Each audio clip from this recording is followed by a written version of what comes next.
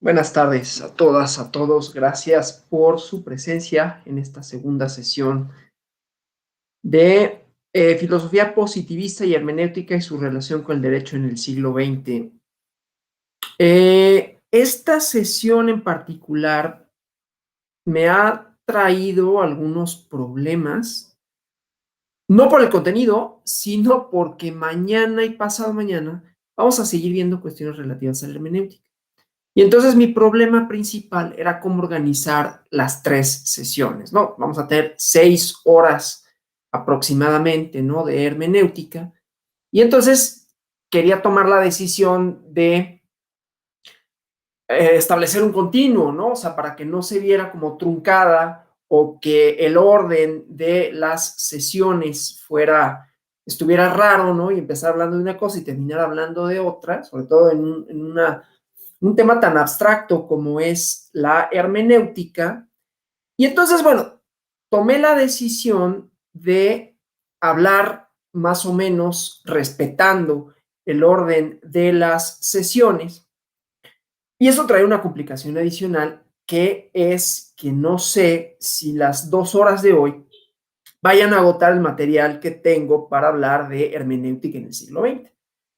Lo cual quiere decir que es probable que esto que veamos hoy continuemos con ello mañana, independientemente de que en el módulo aparezcan como materias, digamos, separadas, pero, insisto, quiero que haya una cierta continuidad, ¿no? El viernes había dicho que iba a empezar con hermenéutica jurídica, pero por el contenido la denominación misma del módulo, pues primero hay que hablar de qué es eso, la hermenéutica, toda su vastedad, sus autores, porque además lo interesante con la hermenéutica es que en muy buena medida cierta hermenéutica en muy buena medida se separa, critica, aunque antecede también el positivismo filosófico. Entonces, vamos a tener un enfrentamiento bien bueno, bien interesante, filosóficamente muy rico, y luego voy a hacer algunos comentarios que pueden resultar como socarrones, ¿no? De algunos positivistas que en su positivismo han hecho críticas que me parece muy malas a la hermenéutica, ¿no? Que van desde la burla de Mario Bunge, que luego algunos, sobre todo en ciencias sociales y los más positivistas, tienen a Mario Bunge como un gran pensador, ¿no? Desde luego que fue importante su obra, pero que hacía críticas a Heidegger muy chafas, la verdad, ¿no? Entonces me voy a referir un poco a eso. Digo, no es, desde luego estoy aquí como cargando los dados para que haya una mala recepción de las críticas que hace Bunge a Heidegger. Pueden leerlas porque los libros se consiguen y, como les dije la clase pasada, si no lo consiguen me lo piden y yo se los mando, pero son críticas que la verdad es que lo único que hacen es reiterar esta posición dura de la demostrabilidad científica, por decirlo de alguna forma, de los fenómenos, con estas ideas que habíamos visto el día viernes de la intención de los positivistas, ¿no? Y todo lo que dejaban de lado. No sin ello mencionar que tienen esta parte importante que también vimos, la parte matemática, cómo construir los enunciados, cómo analizarlos, ¿no? En términos lógicos, y eso fue un aporte interesante, ¿no?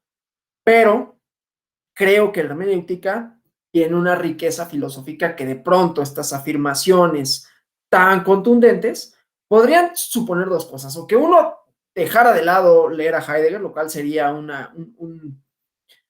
intelectualmente sería muy malo hacerlo, más allá de que es bien difícil de entenderse, pero eso sería grave, ¿no? Sería trágico que en un curso de filosofía de las ciencias dijeran, no, pero Heidegger, pues eso no, esas cosas que dice son invenciones y son construcciones oscuras, indemostrables y son pseudociencia y pues las desechamos, ¿no?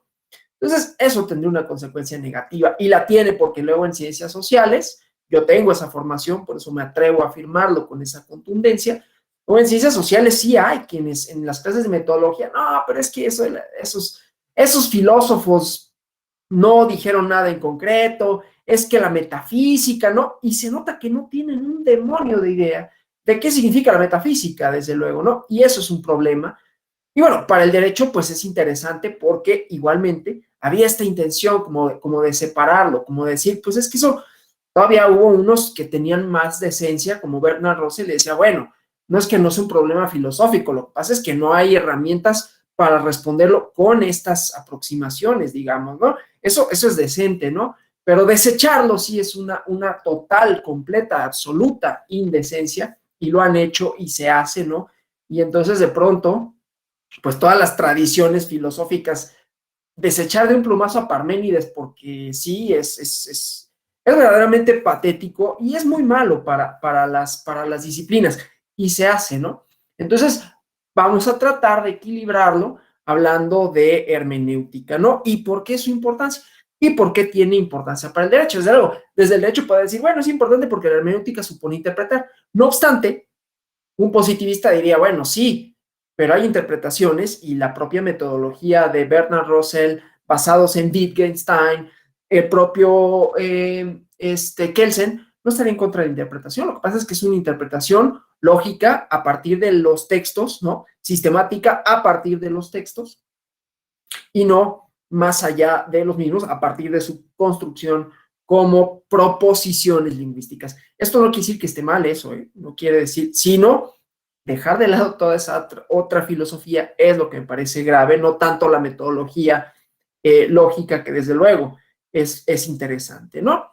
Bueno, entonces voy a compartir una presentación después de esta lamentación con relación a el desechar lo hermenéutico porque no es científico, ¿no? Eso es grave y bastante patético, la verdad, para quienes lo hacen. Pero bueno, vamos a comenzar con algunas ideas generales relativas a la hermenéutica, ¿no? Tratando de responder qué es, y sobre todo en el siglo XX, ¿no? He reiterado a Heidegger como uno de los pensadores más importantes, pero la hermenéutica es una tradición filosófica desde la antigüedad, ¿no? Y que tuvo una importancia fundamental en la Edad Media, luego en la Edad Media también, en estos equívocos que se, no, en la Edad Media oscurantista, no había conocimiento, no, claro que había conocimiento, que estuviera reservado para ciertos pensadores es otra cosa, ¿no? Pero había una riqueza intelectual y se produjeron trabajos interesantísimos. Y bueno, para no seguir con el Día de las Lamentaciones, que algo tendrá que ver que es lunes, que me pongo así, pero les recomiendo, pues, ya sea que lean o que vean la película del Nombre de la Rosa, ¿no? Que ahí tiene esta parte de medieval, interpretación de los textos y, pues, tratar de quitarnos un poquito este mito de en la Edad Media eran como todos tontos, ¿no? Y pues no era tan así. En fin, como tradición filosófica, tuvo una importancia grande en ese momento, por eso lo menciono. Aquí, hablando del siglo XX, vamos a partir de Schleiermacher, ¿no?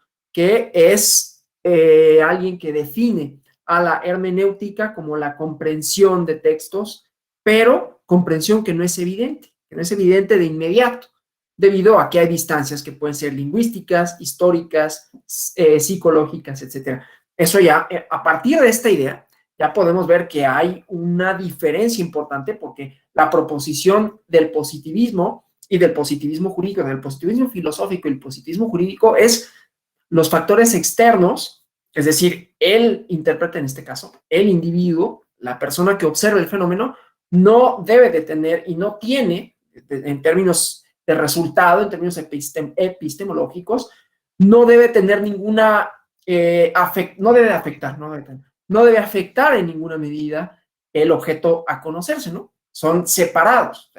La filosofía, afortunadamente, y la ciencia lo ha desmentido, ¿no? Mencioné el principio de incertidumbre de Heisenberg, que tiene que ver con una decisión subjetiva, ¿no?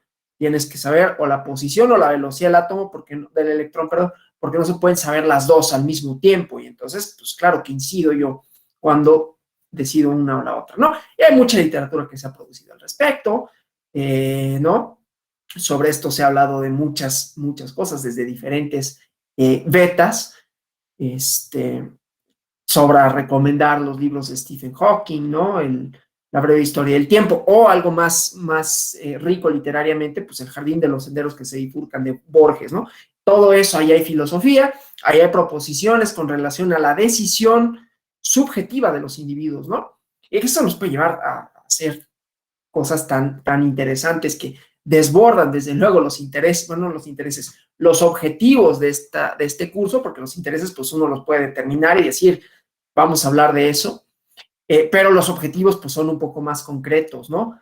Pero decía desbordarlo porque si uno lee el sendero de los jardines el jardín de los senderos que se divulgan, perdón, pues se da cuenta no solo de que una decisión que lleva a otra, toda esta cuestión más o menos azarosa o no, y de ahí planteado en términos científicos, y por eso decía de Stephen Hawking, pues estas que le llaman, bueno, cómo la toma de decisiones influye, ¿no? La toma de decisiones a partir desde, pues si hoy me pongo un calcetín y no lo encontré y eso hace que se me haga tarde, y como se me haga tarde, manejé más rápido y choqué, y entonces conocía, ¿no? O sea, todas esas decisiones aparentemente intrascendentes que van configurando un camino posible y que está ahí en tanto no lo hago, o sea, en tanto no me levanto, todo lo otro es posible, ¿no? Es posible que me levanto o no me levanto, pero si me levanto, la posibilidad es que desayune esto, lo otro, que me lleva más tiempo, que... Y entonces todas esas decisiones van concatenándose y van construyendo un universo, ¿sí? Un universo de posibilidades que, insisto, están abiertas hasta que no se toma una decisión que se relaciona con el principio de incertidumbre de Heisenberg porque supone tomar una decisión con relación a un objeto que se observa, ¿no? Velocidad o posición, no puedo conocer ambas. Lo mismo, ¿no? Algo tan intrascendente, por eso vuelvo a recomendar El jardín de los senderos que se bifurcan, tan intrascendente como calcetín de un color y de otro, pero uno me puede llevar a perder más tiempo del debido y con ello provocar un desenlace, puede ser intrascendente, pero puede ser muy trascendente, tanto como, ay, es que ahora, eso lo digo como una anécdota personal, ¿no? Un día no tenía tiempo para hacerme café y entonces lo compré en una tienda y conocí a una persona con la que todavía vivo, ¿no? Así, y eso es verdad, ¿no? A partir de que un día se me hizo tarde y choqué y tomé otra ruta para el trabajo. Así de cosas tan raras, ¿no? El efecto mariposa. Bueno, todo eso son distancias entre un objeto o un fenómeno o un acontecimiento y quien lo cuenta, quien lo vive, quien lo experimenta, ¿sí?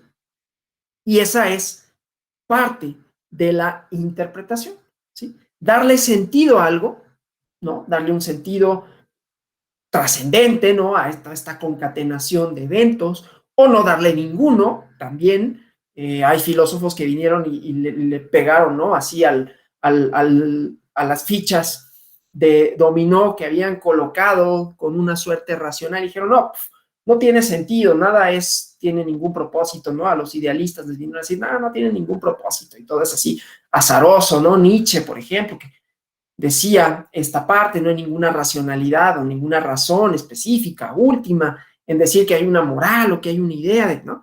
Entonces todo esto se va complicando, pero lo que me interesa pues es marcar que hay una crítica al positivismo como idea de que el conocimiento es una cosa, ¿no? Una cosa que puede ser definible, cuantificable, que no importa la decisión que tome una persona, contra todo lo opuesto, ¿no? Y todos los ejemplos, tanto filosóficos, literarios, biográficos, ¿no? Que se pueden poner para defender esta idea, ¿no? Entonces, esta distancia es lo que permite que haya interpretación, ¿no? Entonces, se puede llegar a conocer un texto, en este caso hablando de textos, ¿no? Ya es una desviación así gigantesca hacia otras cosas, pero esto para entender como la relación de los objetos y los fenómenos con las personas que los cuentan, que los interpretan y que tienen distancia con los mismos, ¿no? Y su influencia en el acontecimiento mismo, ¿no? O en los acontecimientos. Bueno, entonces, en el caso de los textos es comprender el texto de una forma que inclusive puede implicar comprenderlo mejor de lo que el autor mismo lo comprendió. Para quienes les gusten críticas literarias, hay análisis buenísimos de repente, ¿no? Y que cuando le preguntan a los autores, a veces se quedan como, pues no lo había pensado, pero pues sí, es probable que sea de esta forma, o que luego se distancian de la crítica literaria. No, yo no estaba ni pensando en eso, ¿no? De repente me estás atribuyendo cosas, pero bueno, el chiste pues es desentrañar significados que podrían no estar evidentes, ¿no? En el texto, que podrían inclusive haber sido no intencionales del autor, ¿no? Y te hacen un psicoanálisis de pronto de tu texto. Hay un libro, por aquí está, que se llama El psicoanálisis de los cuentos de hadas, y pues de pronto el autor a lo mejor no pensó eso, y visto desde el punto de vista psicoanalítico, yo le he dicho, caray, o sea, yo construí ese personaje porque tengo un bagaje ahí, una historia con mi padre. Mira, pues no sabía, ¿no? No sabía que se había hecho de esa forma. Entonces, se puede, inclusive, en estas exégesis que se hacen, darle un sentido más allá de lo que el propio autor hubiera querido pensar, ¿no? Hubiera pensado, ¿sí? Esto tiene muchos problemas, desde luego, ¿no? Pero bueno, el propio Schleiermacher dice que la hermenéutica es una reconstrucción histórica, ¿no? De los discursos dados.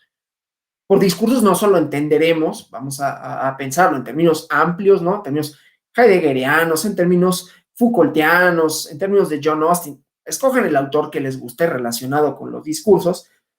No solo es el político que se para a decir una sarta de cosas para prometer las perlas de la Virgen una vez que llegue al poder y que le otorguen el voto, ¿no?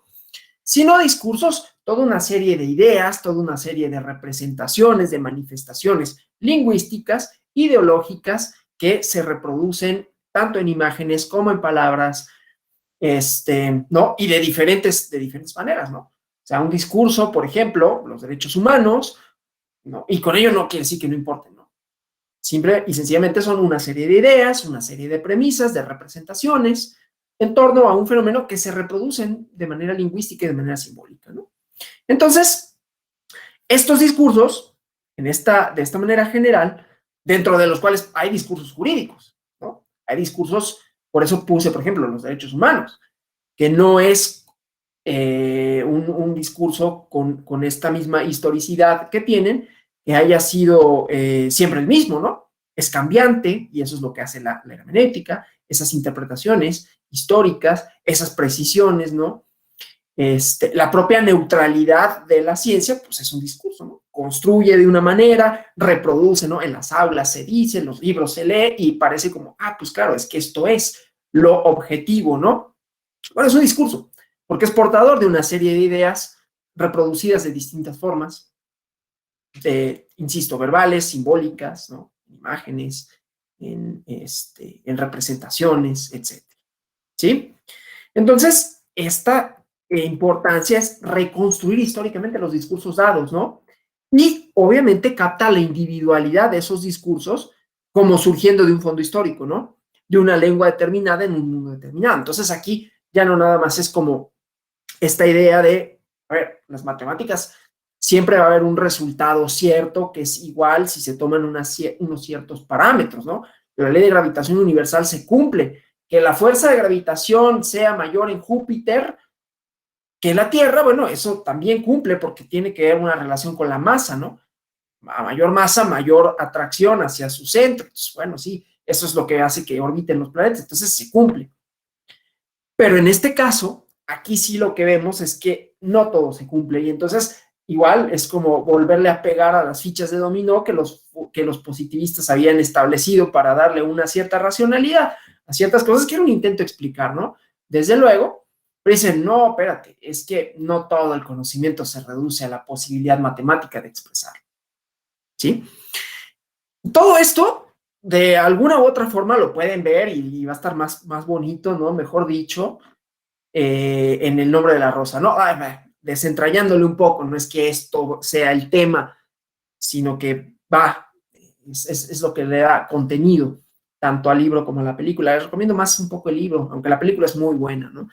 En fin, el chiste es que el texto no es un mero resultado del mundo, es una interpretación del texto, abre una infinitud de sentido, tanto hacia el pasado como hacia el futuro, ¿no? Que el intérprete tiene que aprender a escuchar y capta como lector de la individualidad del texto. Por eso los ejemplos de el jardín de los senderos que se bifurcan. O sea, toda esta es una construcción dentro de una posibilidad múltiple de significados, ¿no?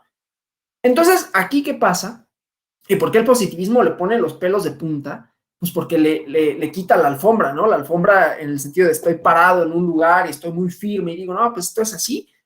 Y llega alguien y te la jala y pues, no, ¿cómo, no? O sea, yo estaba ya parado en esto, ¿no? O como digo, las fichas de dominó que te las tiran y están muy bonitas y hacían un paisaje así bien padre y te dicen, pues es que eso no sirve, ¿no?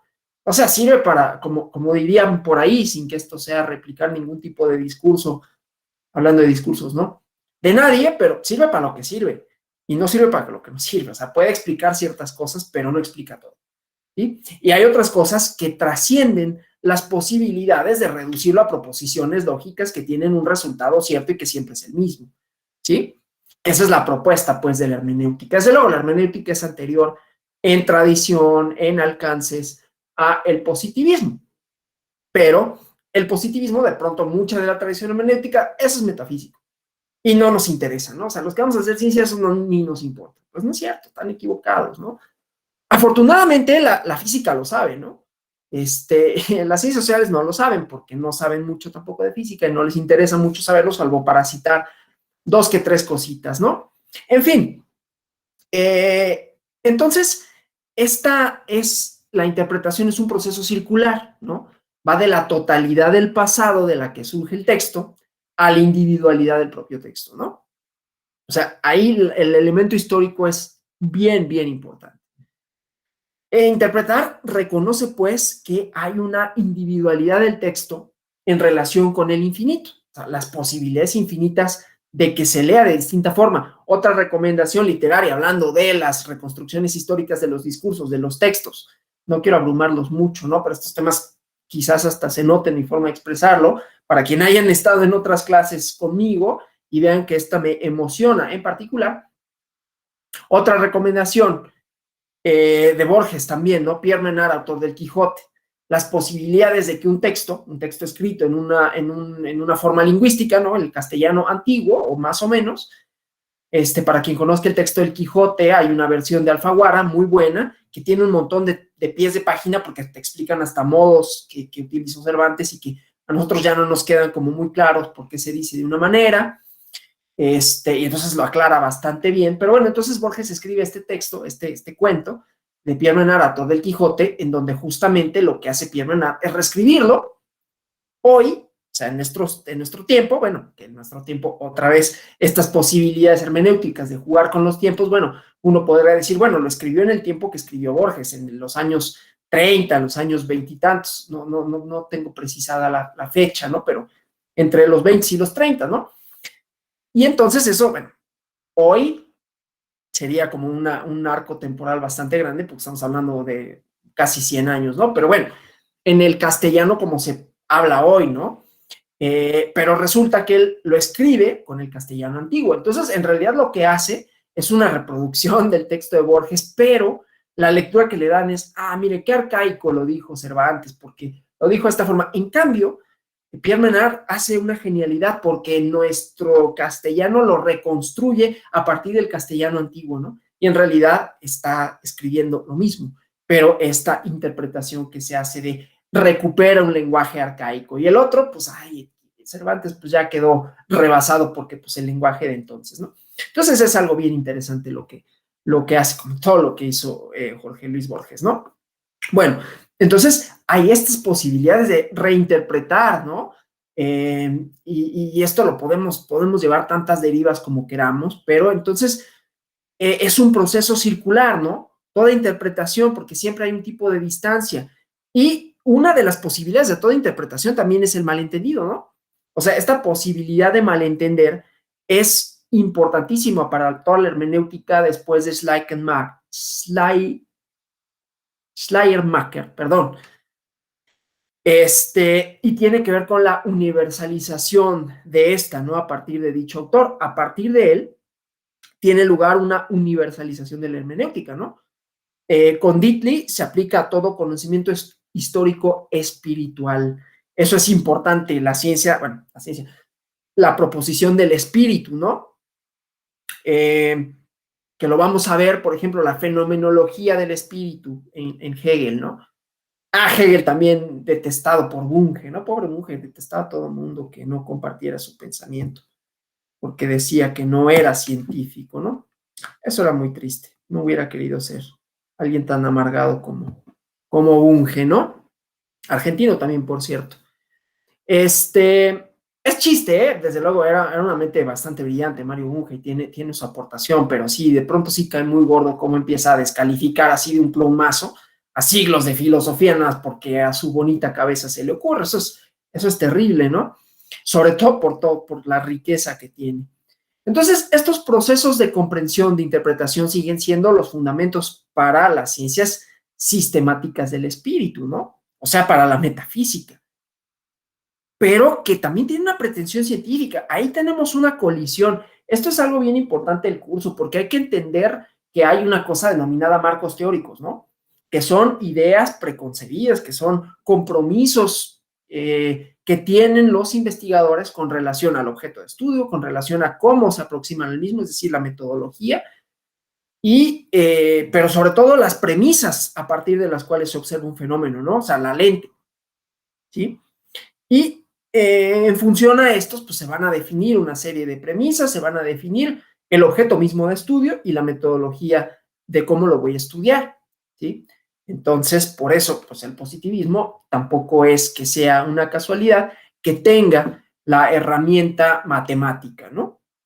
Y acá estos se dan vuelo, ¿no? La hermenéutica se da vuelo y entonces, pues, las herramientas son como muy libres, ¿no? Que no por ello quiero decir que no sean rigurosos. Uno empieza a leer a Heidegger y no se entiende un demonio precisamente porque se necesita muchísima argumentos conceptuales para poder llegar a ver qué significa eso de la fenomenología, perdón, del ser en el tiempo, ¿no?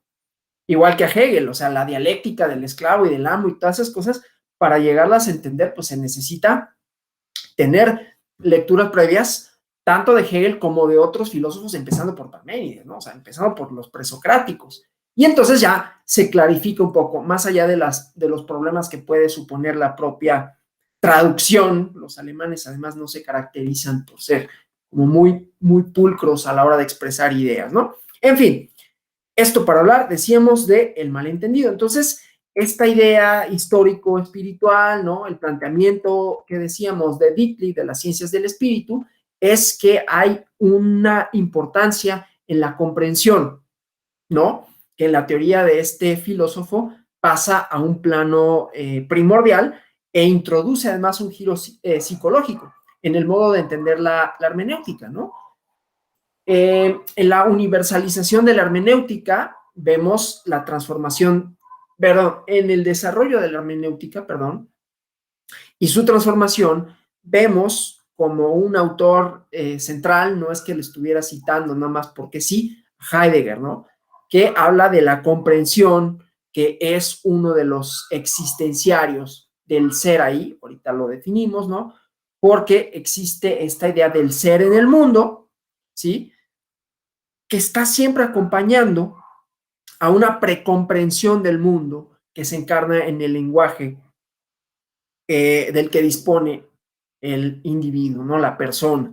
Entonces, al desarrollo de esto que llamamos interpretación, se vuelve importante el comprender, ¿no? Comprender lo comprendido, dice Heidegger, y de esto se burla Mario Bunge, por cierto, ¿no? Entonces, la interpretación es comprender comprenderse, comprender a la persona que se encuentra en un determinado momento, ¿no? Este comprender que, como decía Dicklich, coloca en el primer plano del campo de la hermenéutica, pero que pierde esta connotación psicológica y adquiere en Heidegger una connotación ontológica, ¿no? Del ser, y pasa a ser el núcleo de la hermenéutica. Entonces, en la transformación, o la transformación más bien heideggeriana, tiene dos vías, ¿no? Por un lado está Gadamer, ¿no? A quien podemos encontrar uno de sus textos más luminosos, que es Verdad y Método, no muy accesible en términos igual de conceptos y de ideas. Hay un libro, por acá anda, que se llama los logócratas, que quizás como introducción, antes de leer Verdad y Método, que realmente es bastante complejo, pero si uno lee los logócratas puede ir como desentrañando un poco las ideas principales de Gadamer, ¿no? Pero entonces esta hermenéutica contemporánea alcanza una de las cumbres, ¿no? Que es por un lado la hermenéutica metodológica y la hermenéutica ontológica, como la había pensado Heidegger. Y entonces Heidegger y Gadamer proporcionan dos de los aspectos fundamentales para la hermenéutica, que es la ontología, el ser, y lo lingüístico, ¿no? El planteamiento de Heidegger es que la hermenéutica se ve desde el ser, ¿no? El aspecto ontológico. Y para Gadamer es desde el punto de vista del lenguaje. El ser es lenguaje, ¿no? Nombrar es lo que supone. Ahorita vamos a ver esto con su relación con el derecho, ¿no? Me adelanto un poquito. Cuando nosotros, para que no quede así como que, caray, pues, ¿qué demonios dijo y a qué demonios se refiere y cuál es la relación de todo esto con el derecho, ¿no? Cuando nosotros nombramos a una persona, vamos a pensarlo en términos gadamerianos, cuando decimos que el ser es lenguaje, ¿no? A la persona se le define, esto relacionándolo, no estoy diciendo que sea la propuesta necesariamente de Heidegger, es como, perdón, de Gadamer, ¿cómo podríamos relacionar esta propuesta del ser es lenguaje en términos jurídicos? Bueno, la persona es definida en términos lingüísticos y se le dota de una cierta atribución jurídica a partir de una definición lingüística, ¿no? Pero no todos ni todas han sido personas para efectos del derecho, ¿no? Los hay y los ha habido a quienes se les niega esa condición. Se les negó la condición de personas o de ciudadanas, ciudadanos, como gusten denominarle, pero es una definición jurídica, pero que impacta en cómo ese individuo o esa mujer se relaciona con las y con los otros, ¿no? Si puede ejercer ciertos derechos, ¿sí? Si puede acceder a ciertos bienes públicos, ¿no? Entonces, esa es una definición que se da, que tiene un carácter lingüístico, pero que construye a la persona en su relación con los otros.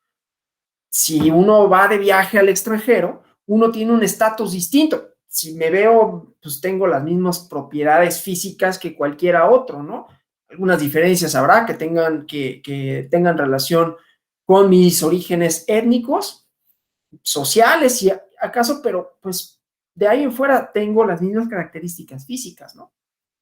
No obstante, jurídicamente tengo una definición distinta y esa definición va a condicionar mis posibilidades de ser en el mundo, no sé, austriaco, ¿no? Italiano, francés, ¿no?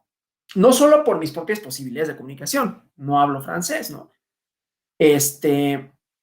Ni alemán, pero también por la definición misma que tengo yo de persona y que tendré en ese lugar como de persona extranjera, ¿sí?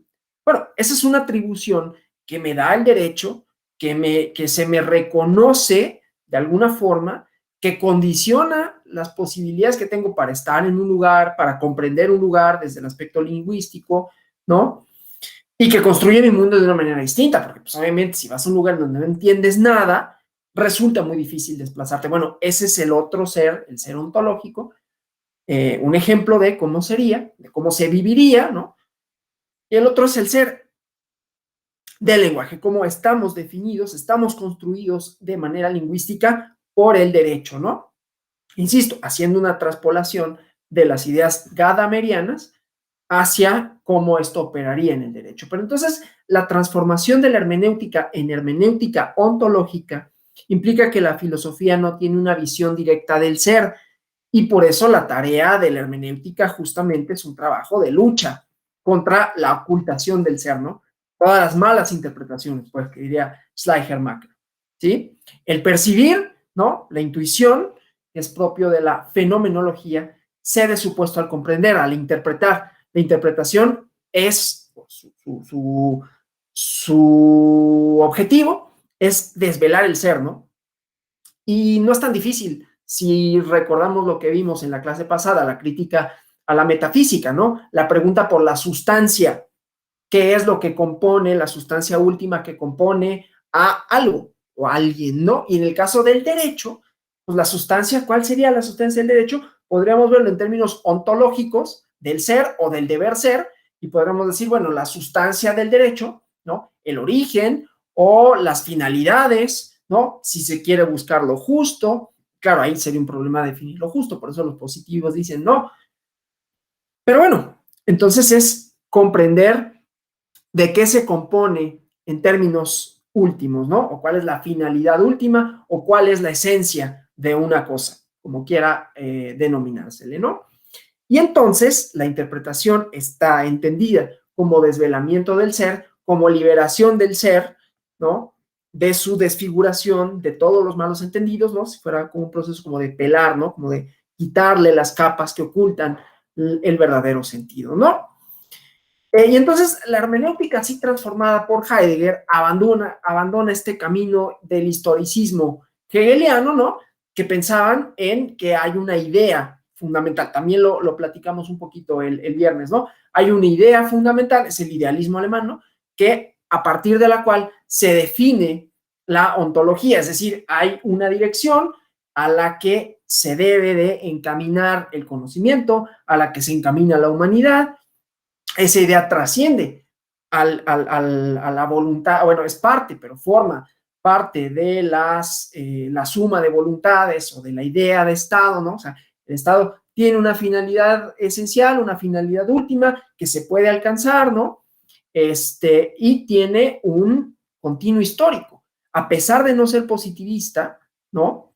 Hegel y los idealistas alemanes piensan, como lo piensa Platón también, que hay esto, ¿no? Una dirección, un rumbo y que se va a alcanzar, ¿no?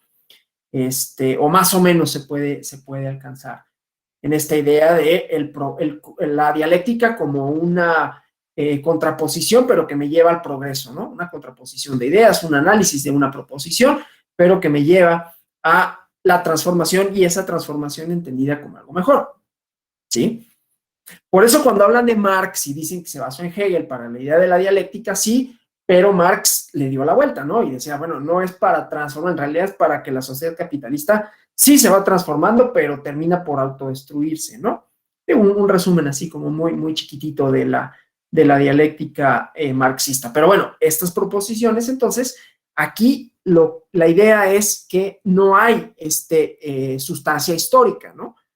Sino que la estructura hermenéutica, la fenomenología es clarificar el ser ahí, ¿no?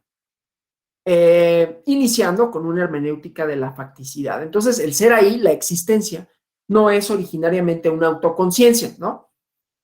Cuando se habla del racionalismo de las personas que dicen, es que los humanos nos diferenciamos de los animales porque sabemos que estamos en el mundo, ¿no? Y nos reconocemos como algo distinto de ello, ¿no? Sino que es un ser finito situado en el mundo, ¿no? O sea, las relaciones referenciales gracias a las cuales se puede ejecutar el poder ser, ¿no? O sea, yo puedo ser una persona porque me puedo comunicar, porque entiendo los signos, ¿no? Los signos distintos, los signos sociales que se van adoptando, y eso me permite interpretar el mundo al que llego, ¿no? Sí, voy a hacer una pausa, ¿no? Bueno, no una pausa, vamos a hacer un stop para ver si estamos bien, porque esto sí tiene un nivel de abstracción un poco grande, ¿no? Entonces, bueno, espero que vayamos bien, ¿no? Si no fuera así, por favor, háganmelo saber, porque, pues sí es un tema bastante abstracto, ¿no? La idea esta, y a veces sacude un poco la cabeza cuando estamos muy acostumbrados a pensar de una forma como muy, muy esquemática, ¿no? Y bueno, la idea es que justamente nos pongamos a pensar de otra forma, ¿no? Entonces, bueno, insisto, ¿no? El problema del conocimiento en el contexto de la historia, su relación con el lenguaje, un lenguaje que se tiene que entender como un medio en el que se vive, en el que se participa con las y los otros, con el que me comunico, y como se muestra de forma paradigmática, ¿no? En diálogo entre personas que existen y el diálogo entre cada uno de nosotros, ¿no? Entonces, este planteamiento de Heidegger es la base para la hermenéutica de Gadamer, que amplía la estructura de este entenderse dialógico, ¿no? a los textos, entendido como obras de arte lingüísticas, que se separan de su creador, que están entre nosotros, ¿no? Con todos los interlocutores en un diálogo permanentemente abierto, ¿no? Entonces, el ser del texto es lenguaje, y este lenguaje, como decía, es cambiante, es temporal, en el sentido de que se pudo haber escrito en un momento dado, pero que esa temporalidad misma le da plasticidad, y entonces lo que se entiende hoy podrá ser diferente a lo que se entiende en otro momento, ¿sí? Eso no únicamente para definir relaciones sociales, sino para definir al propio estado de las personas en el mundo. Volviendo al ejemplo jurídico de la o el ciudadano, ¿no? En Europa, por ejemplo, antes de que hubiera Unión Europea, pues el ser, el estar en un lugar en específico, vamos a decir un español que se trasladara a Francia, ¿no? Cruzaba una frontera que tampoco es necesariamente existente en términos físicos, ¿no? Pero que estaba trazada, y que eso definía de una forma distinta su estar en ese lugar y su relación con los otros. Después se transformó eso, y la lectura ahora ya no hay esa diferencia. Hay diferencias lingüísticas, pero no hay diferencias jurídicas. Conserva su estatus de ciudadano europeo, ¿sí? Por ejemplo, pero parte de una definición jurídica que otros podrán decir, bueno, entonces eso da cuenta de que hay mucha arbitrariedad en ello, ¿no? ¿Por qué definimos de una forma o de otra? Pues es que no hay un porqué, y entonces no hay una sustancia, que es lo que dice Heidegger, ¿no? No es tan esa la idea fundante del estar, ¿no? O del ser en el mundo. Bueno, entonces, pues, el ser del texto, decía, es el lenguaje. Esta dimensión lingüística del texto de la hermenéutica de Gadamer considera el objeto de la hermenéutica, y entonces la hermenéutica del siglo XX, que se desarrolla a partir de Gadamer con este calificativo de textualismo, ¿no? Y el lenguaje es considerado desde el punto de vista del discurso como la totalidad en la que referencia, en la que sentido se articulan y generan esta idea del mundo del texto. Otra vez, entendiendo que el discurso es una serie de representaciones, de ideas que están presentes en un momento determinado, que configuran de una forma específica la realidad, lo que entienden los individuos por relaciones sociales, por individualidad misma, la importancia que se le da a esos conceptos, al que sea, pues el concepto de individuo, que en un momento histórico pudo no haber tenido el mismo significado, inclusive en otros lugares tiene distintos significados, incluso en distintas tradiciones jurídicas que se encuentran insertas en el mismo espacio geográfico, ¿no? El pluralismo jurídico plantea una relación distinta, por ejemplo, de la individualidad con relación al todo, ¿no? Con relación a la comunidad. Bueno, pues eso es un discurso, o sea, que está construido con elementos lingüísticos con relación a cómo se perciben las personas entre sí, ¿no? Mediante qué herramientas y cómo se configuran a sí mismos en esas relaciones. Bueno, esa es una metodología textualista, ¿no? Y desde luego, viene como elemento importante la subjetividad, y que se puede comprobar además su existencia, por ejemplo, con el pluralismo jurídico, ¿no? Hay diferentes ideas con relación a conceptos, a discursos, a cómo se utilizan, etcétera, ¿no? Entonces, bueno, vamos avanzando en la presentación. Ahorita vamos a entrar a algo que es bastante, por si no fuera lo suficientemente abstracto, vamos a entrar a esta cosa del Dasein, ¿no? Pero para ello vamos a dar una serie de pormenores, ¿no? Los nombres, vamos a hablar de la teoría hermenéutica del lenguaje, ¿no? Nombrar, conceptuar, crear. No es algo distinto a lo que ya dije con relación a la idea, al concepto de ciudadana, ciudadano, ¿no? Libro segundo de la política de Aristóteles. Hay personas que por su propia naturaleza son hombres libres, y hay quienes son esclavos. Ahí se está nombrando, ¿sí? Se está conceptualizando quiénes tienen un estatus y quiénes pueden tener una cierta libertad con relación a otros, ¿sí? Quienes son libres para establecer relaciones sociales o relativamente libres, ¿no? Pensando que no siempre se es totalmente libre en términos absolutos, ¿no? Y esto se transforma la idea de ciudadanía. Después vienen otros contractualistas, viene Locke a decir, bueno, las y los ciudadanos son los que son, bueno, hay más sin las, ¿no? Son los que son propietarios, ¿no? Por ejemplo. Entonces ellos son los que deben de tener el derecho para participar en la construcción de la esfera pública. Otra construcción, otro discurso, portador de una serie de valores, de representaciones, de ideas, ¿sí? Y cuando yo nombro, cuando el derecho, cuando el Estado nombra a una persona ciudadana, ciudadano, le da una serie de atributos y modifica con ello las relaciones que esta persona puede establecer, ¿sí? Y pensémoslo, cualquier concepto jurídico que gusten, ¿no? Cuando se suscribe un contrato, bueno, suscribe un contrato de arrendamiento y eso me da una denominación jurídica, ¿no? Establece una relación jurídica, nombra una relación jurídica, pero también me nombra a mí con relación a un objeto, con una propiedad, ¿no? Soy el arrendador y eso me da una, perdón, el arrendador y eso me da una serie de derechos del inmueble en el que me encuentro, ¿no? De posesión, por ejemplo, ¿sí? Y así sucesivamente. Entonces, es la importancia de nombrar que está en el derecho, ¿no? Entonces, los nombres son elementos simples del lenguaje, pero se distingue una función referencial y una función de sentido, ¿no? Esta idea de una relación jurídica que se puede establecer y un sentido que tiene, porque además, por ejemplo, un contrato de arrendamiento, la serie de derechos que del mismo se derivan, también tiene que ver con una idea de propiedad, que no es la misma idea de propiedad de todos los tiempos, ¿no? Entonces, estos va construyéndose y la hermenéutica de esas relaciones van dando cuenta de ese tipo de acontecimientos, ¿no? De ese tipo de denominaciones y con ello de ese tipo de relaciones sociales que se establecen. Entonces, la función referencial, el nombre es algo distinto de él, ¿no? Algo que lo separa. Un ciudadano, ciudadana, separado de quien no lo es, por ejemplo, ¿no? La segunda es algo distinto de este, ¿no?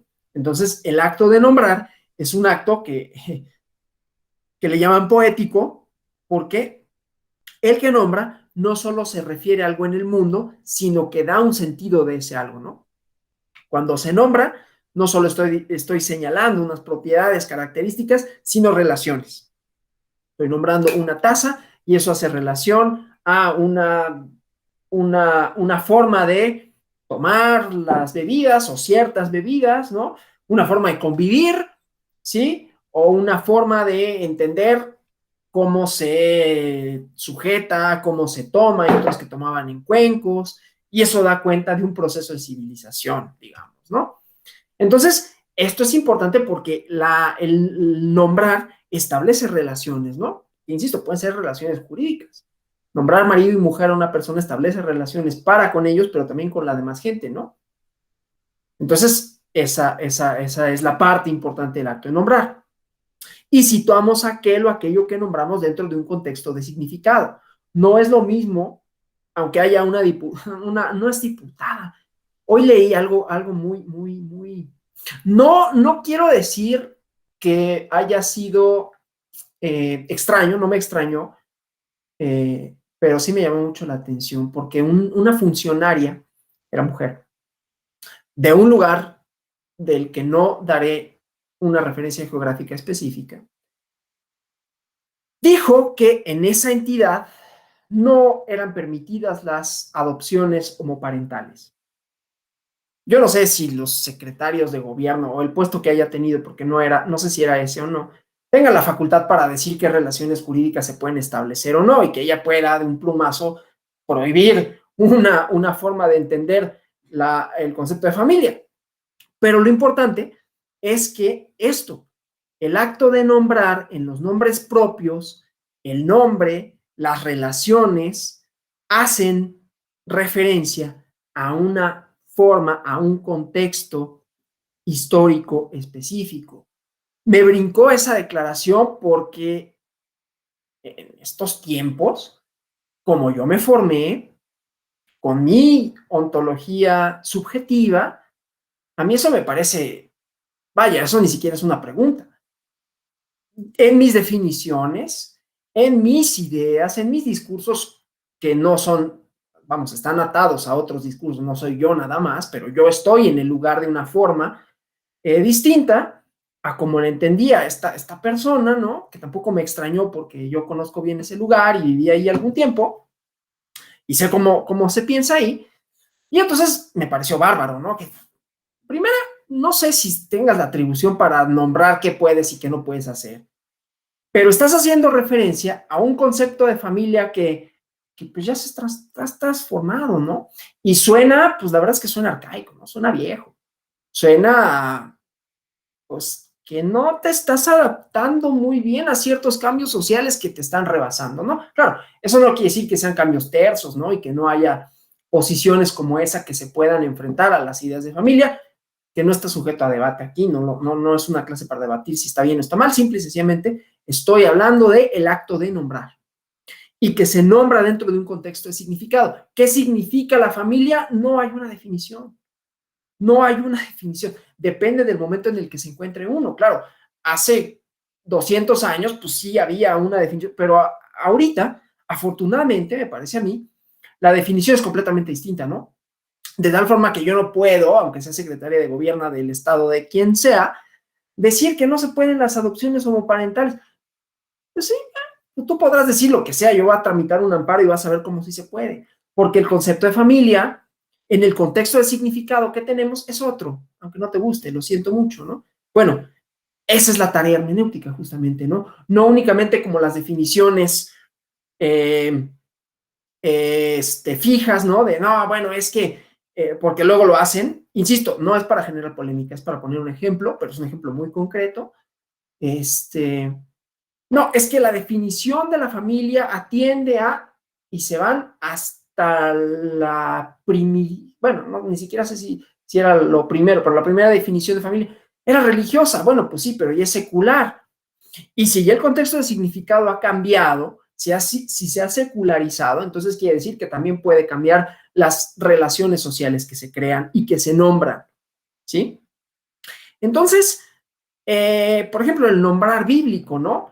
El nombre de Jesús, el personaje de Jesús, que es un momento de anunciación que queda inscrito en la tradición de los profetas, ¿no? Y todo lo que se dijeron que se cumple en su persona, digo, para hablar un poquito de otro tema menos polémico, ¿no?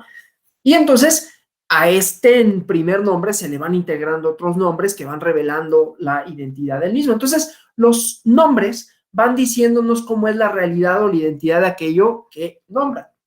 Pero estas identidades son permanentemente cambiantes. Entonces, el nombrar son procesos abiertos, ¿no? Que van manifestándosenos o a través de los cuales se va manifestando la realidad y de riqueza inagotable. Entonces, en el acto de nombrar quedan articuladas la identidad de referencia y la identidad de sentido, ¿no? Pasa lo mismo con la delincuencia. Volvemos a hablar de derecho. Cuando criminalizamos o descriminalizamos, esto digo como sociedad, ¿no? Una determinada conducta, ahí estamos nombrando quiénes para efectos del derecho penal son o dejan de ser o vuelven a ser o empiezan a ser criminales y con ello una consecuencia punitiva del Estado. Y con ello voy a su conducta definirá como criminal o dejar de hacerlo. Y entonces sus posibilidades de desplazamiento, sus posibilidades de acción están de acuerdo con un cierto contexto de significado, ¿sí? Obviamente, cuando a una persona se le asigna, una persona no en lo individual, ¿no? Sino una conducta, vamos a decir, una conducta individual, una conducta general, se le asigna una denominación criminal, eso va acompañado de una serie de otros referentes, porque no nada más es que sea criminal, sino que se va asociando la práctica a otra serie de cosas, ¿no? Un contexto de significado. ¿Por qué se criminaliza una conducta en particular o se deja de criminalizar? También responde a relaciones de sentido que se van construyendo o que se van deconstruyendo y que se transforman con eso, ¿no? Entonces, no es nada más una definición, pues es que se le ocurrió al legislador que así fuera, no se le ocurrió, estaba en un contexto específico y hace eco del mismo. ¿Cuál es ese contexto? Eso es lo que tenemos que desentrañar. ¿Cuál es su relación con el mundo? ¿Cuál es su relación con los significados con los que se encuentra, ¿no? Y que no necesariamente, y esto es lo interesante, significa progreso, ¿no? Porque uno puede decir, claro, entonces siempre vamos a estar mejorando, ¿no es cierto? Porque entonces vuelvo aquí con mi propia representación de las cosas, Cuando empezamos a criminalizar y seguir criminalizando, ¿no? Vamos a establecer nuevos delitos y más delitos y más delitos. Bueno, ahí lo que estamos haciendo es ampliando las posibilidades para el ejercicio del poder punitivo del Estado, ¿no? Que eso puede ir en detrimento de muchos ejercicios de otras libertades o de otras formas, ¿no? Claro, ahí está el principio pro persona que supondría, ¿no? Una continuidad, pero siempre en los hechos nos podemos encontrar con que ya a los extranjeros vamos a prohibirles tal cosa, ¿no? A los indocumentados, ¿por qué son indocumentados? Porque hay un acto de nombrar, ¿no? Más allá de todas las relaciones políticas, pero que son parte de eso, ¿sí? Entonces, bueno, nombramos y se revelan lo que son las cosas. Entendido que las cosas dependen de cómo se les nombre, porque eso es lo que establece sus relaciones de sentido con lo demás, con el entorno, ¿no? Entonces, se delimita un espacio al nombrar, ¿no? Y esta delimitación revela la identidad de un personaje o de una cosa. Por eso decía, hablar de un ciudadano, hace referencia a una serie de ideas, que no nada más decir ciudadano, ¿no? Una serie de ideas históricamente construidas, una serie de pugnas, de debates con relación a qué pueden hacer, con relación a quiénes, etc. Entonces, el lenguaje es el lugar, dice Gadamer, donde acontece el nombrar. Y es ahí donde se manifiesta la identidad de aquello a lo que nos referimos con los nombres, ¿no? Porque los nombres suponen contextos de significación. Ya di muchos ejemplos de esto, ¿no? Entonces, detrás de cada nombre hay supuestos que da profundidad a ese nombre, ¿no? Que unen a este con toda la historia a través de la tradición. Nombrar es intertextualizar, ¿no? Encajar lo nombrado en espacios de significación, ¿sí? Entonces, cuando nos movemos en el ámbito de los nombres, estamos dentro de la ciencia de los signos o la semiótica, ¿no? O sea, de los nombres pasamos a los conceptos, ¿sí? Después de ahí vamos al ámbito de la frase, ¿no? La semántica y su correspondiente teoría lógica de la predicación, ¿no? Entonces, ahí tenemos estructuras conceptuales, sus referentes, y lo importante es la función delimitadora del objeto, ¿no? La función de identificación. Entonces, redondeando, los conceptos construyen el objeto, ¿no? Como para una realidad simbolizada, gracias a la síntesis, si nos ponemos kantianos, ¿no? Pero los conceptos es una parte, ¿no?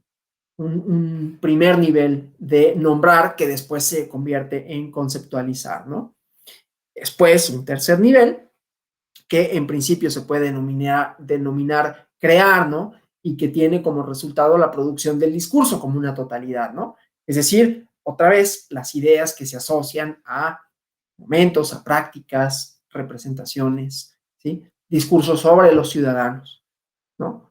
¿Qué es la ciudadanía? ¿Quiénes son? ¿Para qué sirve? Todo esto que, insisto, está relacionado con otros conceptos, con otras ideas, pero delimitado en función a una serie de acontecimientos, ¿no? Una serie de acontecimientos políticos, sociales, etc. ¿Sí?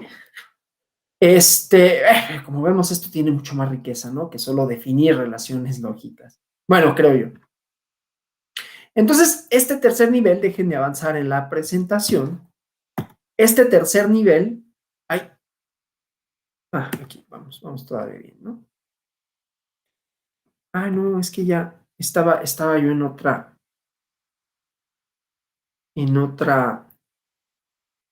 idea.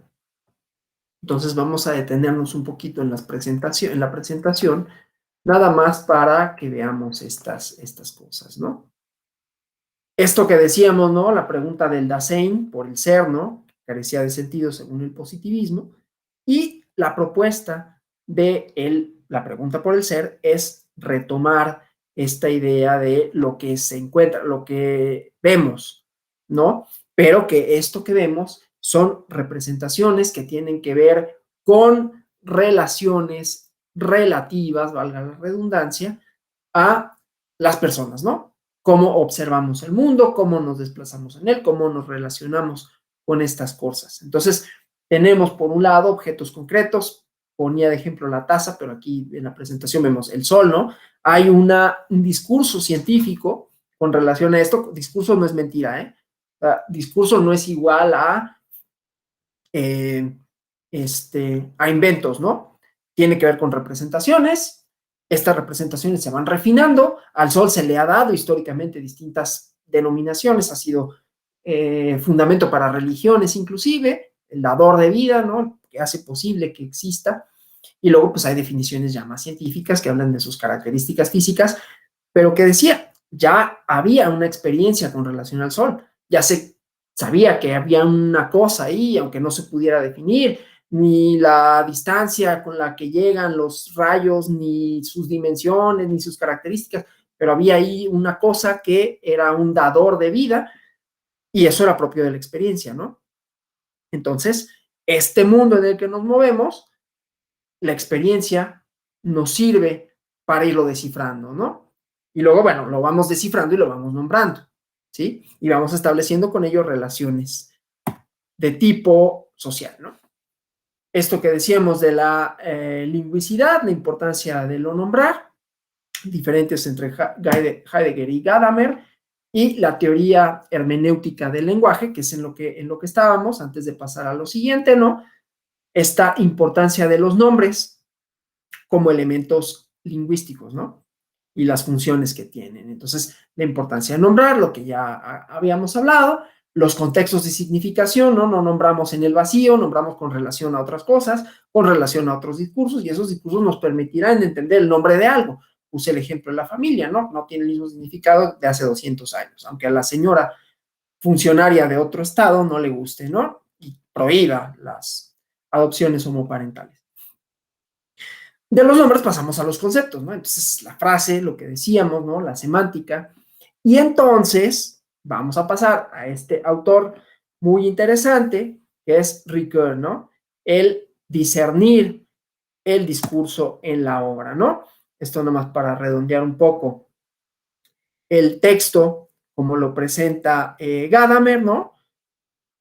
Hace presente un mundo, puse algunos ejemplos, pero es una obra lingüística en donde interactúan y entonces aquí también cambiamos la relación ontológica, ¿no? Entre el que observa y el fenómeno.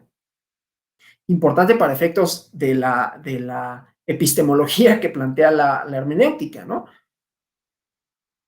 El que el lector importa para efectos del texto, el lector interpreta el texto, el lector puede darle un contexto de significación distinto, por eso esa obra de Pierre Menard, autor del Quijote, es importante. Lo reescribe, pero en realidad lo está escribiendo en el mismo lenguaje que hoy es muy novedoso. Bueno, el momento en que lo escribe es muy novedoso porque recupera el español antiguo, ¿no?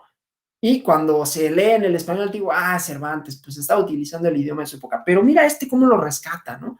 Cómo hace de este texto algo tan novedoso.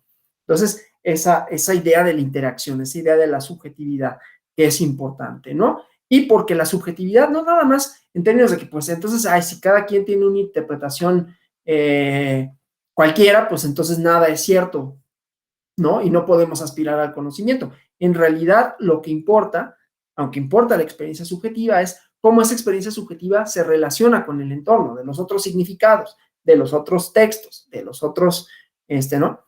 De los otros, de la otra semántica que está presente ahí, ¿no? Porque mi experiencia no la construyo, insisto, en el vacío. Yo, por ejemplo, cuando me manifiesto en contra de una persona que prohíbe, yo no sé, me queda rarísimo que tenga las atribuciones para decir qué se puede o qué no se puede hacer, pero bueno, una definición de familia, ¿no? Y entonces ahí hay nociones distintas. Entonces, bueno, esta parte, ¿no? A la que me estaba refiriendo, la importancia de el nombrar, y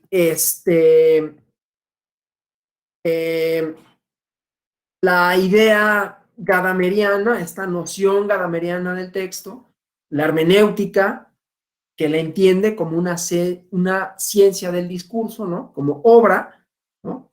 En los términos en los que me refería al discurso, Gadamer centra su hermenéutica en el ser del texto entendido como lenguaje, ¿no?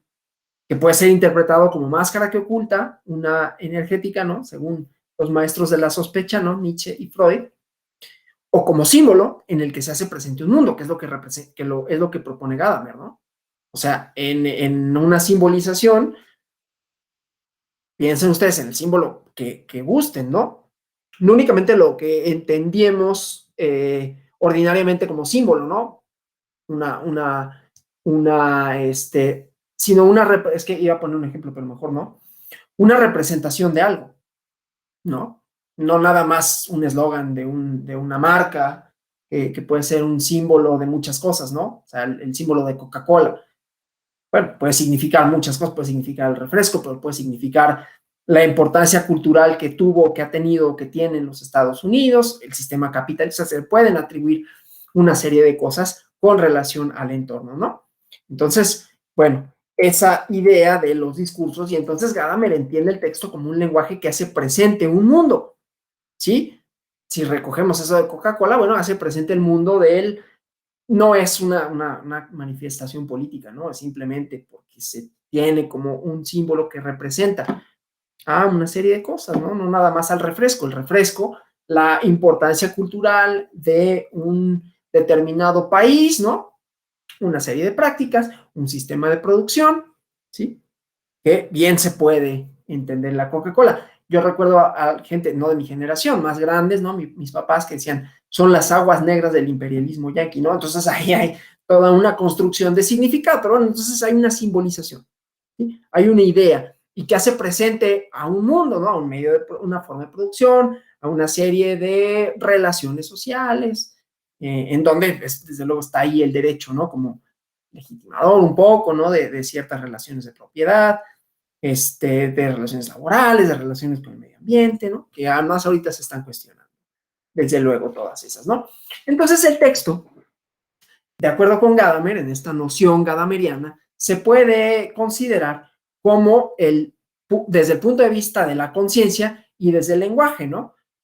Desde la conciencia, entonces, recurrimos al sujeto productor, ¿no? Este elemento psicológico, la hermenéutica anterior a Heidegger, ¿no? Pero si consideramos esta senda heideggeriana, la categoría importante no es la del sujeto, sino la de mundo.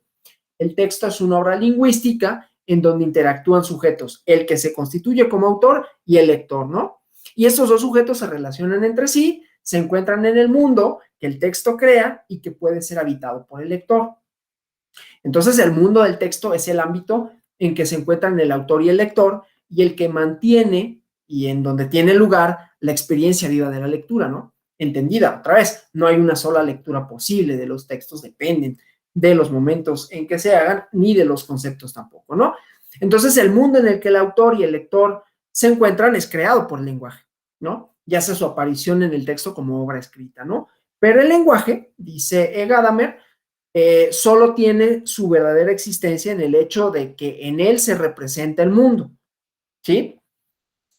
De forma más o menos similar, cuando hablamos de este positivista, muy bueno, por cierto, hay que leer el Tractatus Filosófico de Wittgenstein, pero él decía, los límites de mi lenguaje son los límites de mi mundo, ¿sí? En términos de la importancia que tiene la lengua para poder hacer referencia a lo que nos rodea. Entonces, si yo no puedo nombrar muchas cosas, está mi mundo muy limitado, ¿no?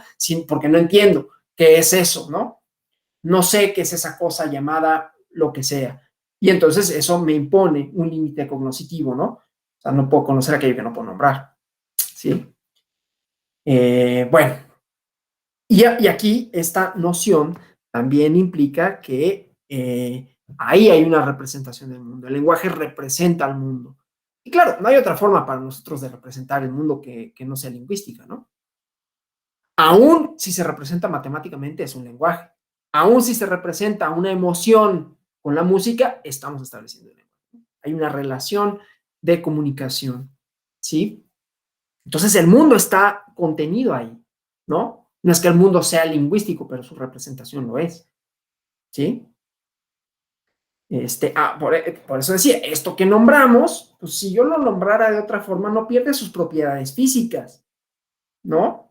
Pero al nombrarlo de una determinada manera, en función a ciertas relaciones, en función a ciertos objetivos, entonces le estoy dotando de ciertas cualidades, ¿no?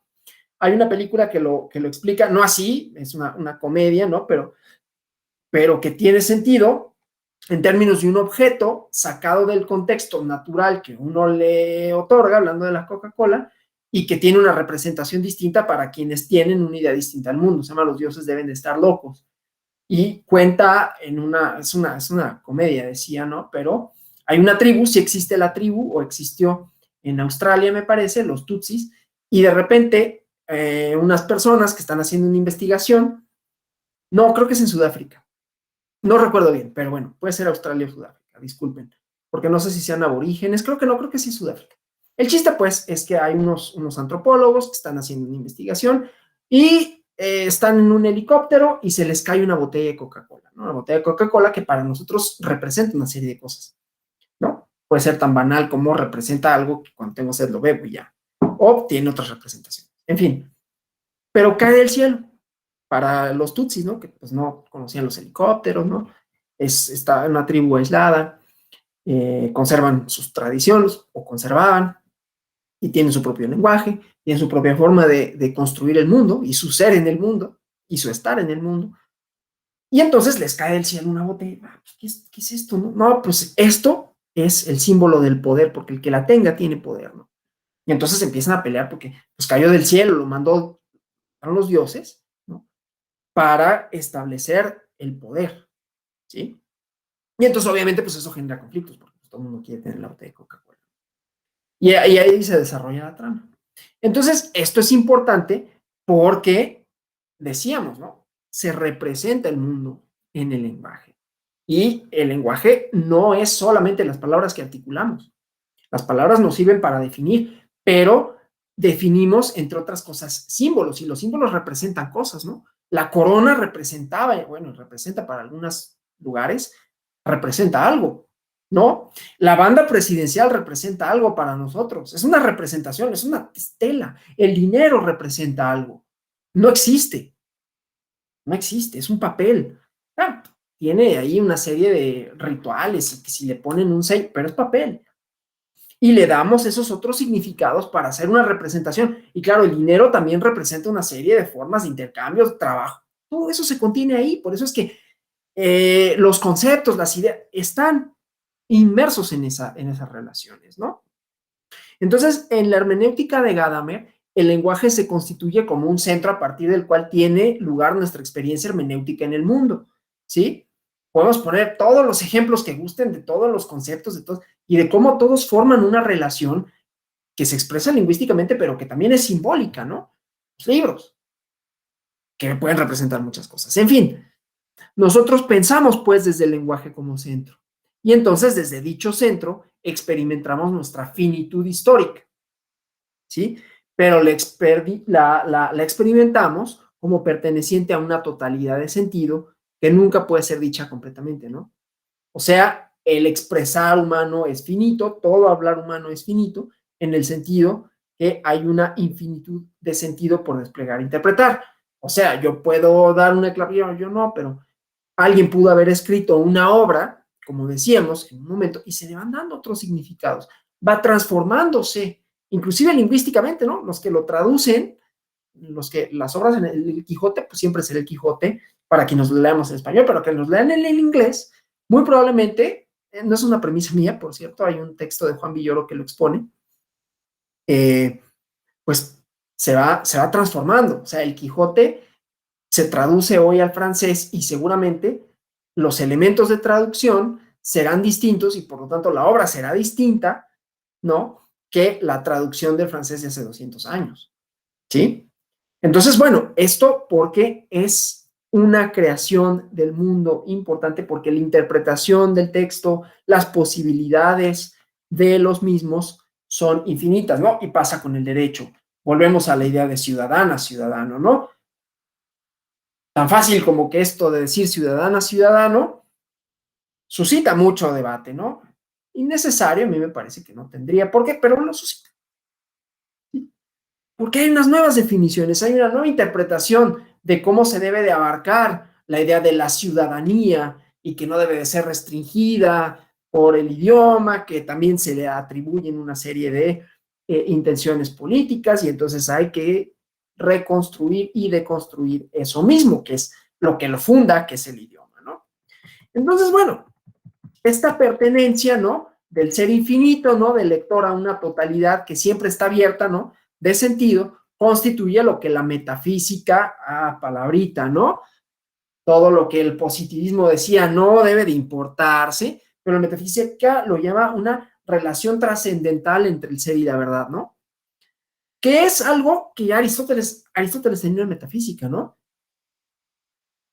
Y hablaba del alma, que en cierta manera son, o se hace cierta en todas las cosas, ¿no?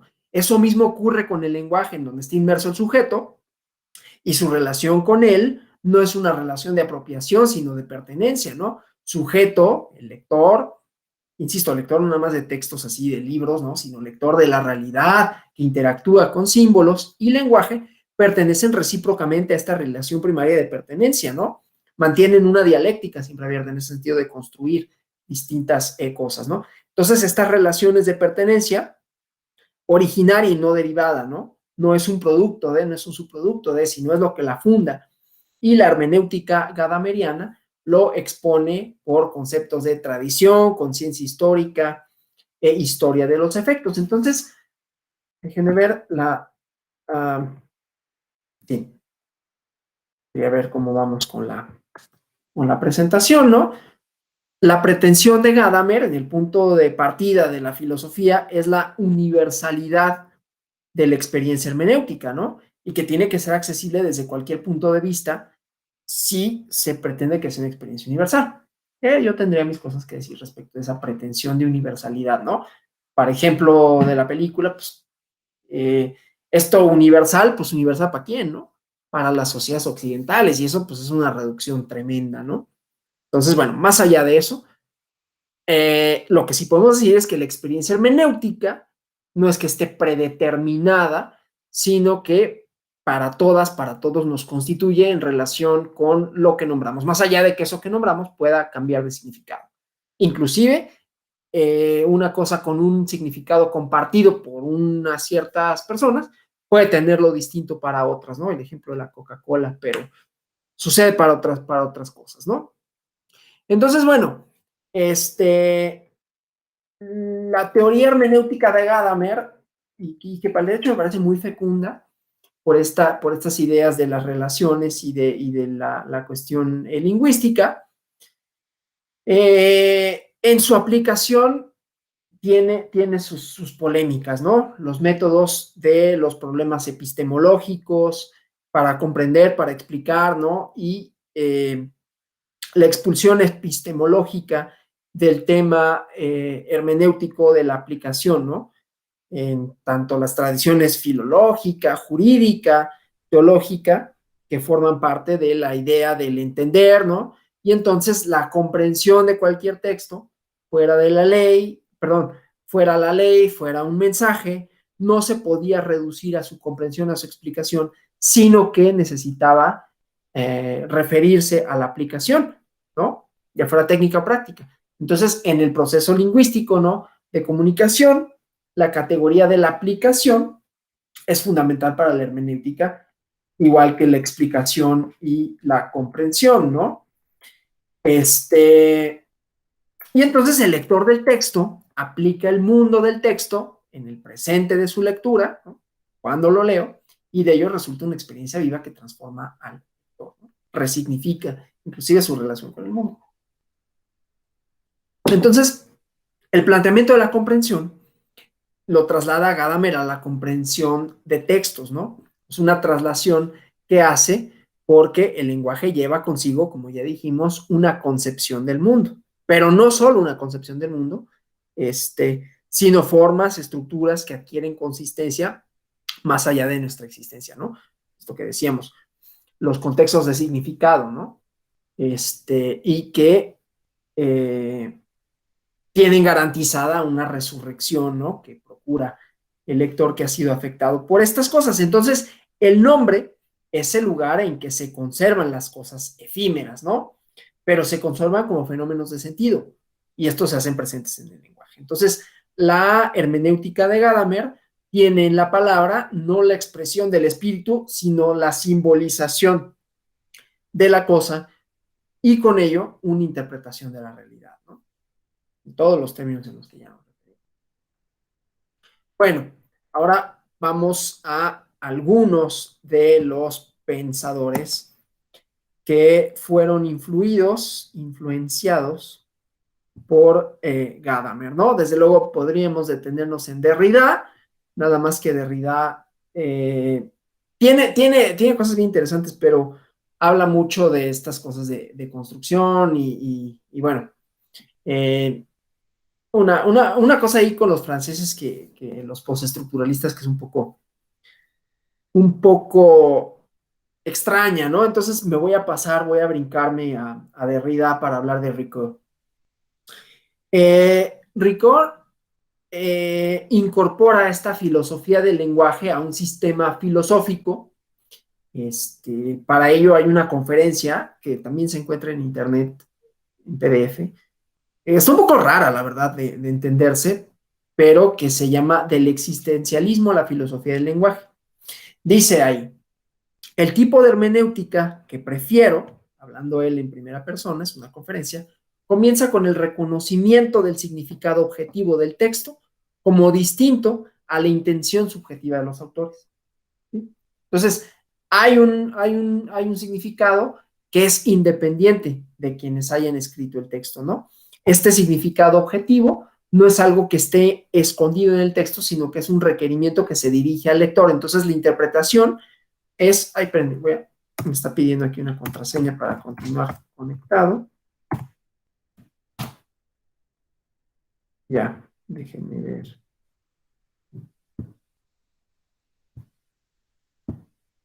Ok, nada más quería ver que no tuviéramos problemas de conexión de ningún tipo.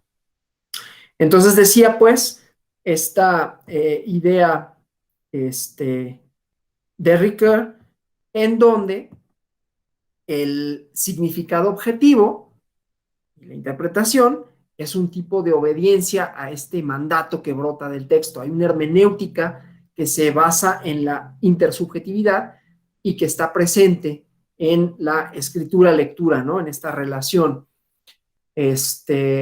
Su primera hermenéutica es concebida como un desciframiento de los símbolos, o sea, como expresiones, en donde la hermenéutica no solo es una interpretación de los símbolos, ¿no? La explicación de un sentido de esas expresiones, sino que el símbolo se relaciona con la metáfora, ¿no? A lo que se hace referencia no explícita, y lo que preocupa entonces en el símbolo es la referencia de la misma realidad y su poder para reescribirla, ¿no? El símbolo entonces, según la interpretación que da Ricoeur, que otra vez, por si hiciera falta, con símbolo no únicamente me refiero a estas eh, representaciones gráficas de algo, ¿no? Sino que el símbolo también, el lenguaje mismo es un símbolo, ¿no? Por ejemplo, la suma, las matemáticas, ahí hay una representación simbólica de algo, pero la representación simbólica también son significados, ¿no?